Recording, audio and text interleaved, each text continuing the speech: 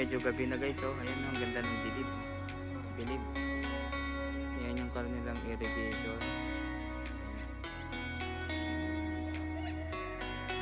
Yung manok tumitilaw.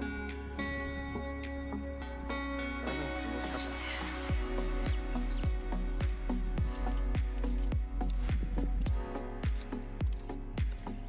Ayan. Pero pinakamalalim siya oh.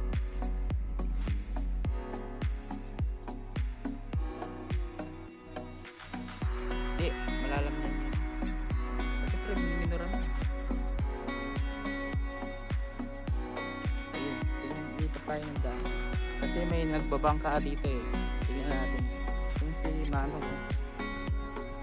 Ganito sila ano guys, sa buhay probinsya dito sa Tibagat. Ayan si Manong nga nagbabangka. Ayan.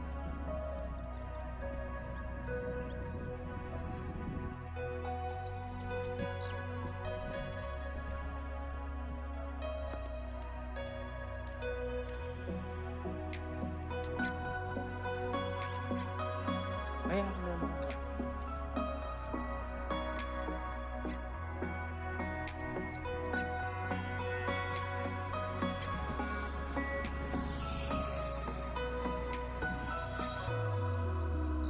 Yan, pinapakita ko dito yung ano, yung tubig. Kung gaano kalinaw yan tubig niya.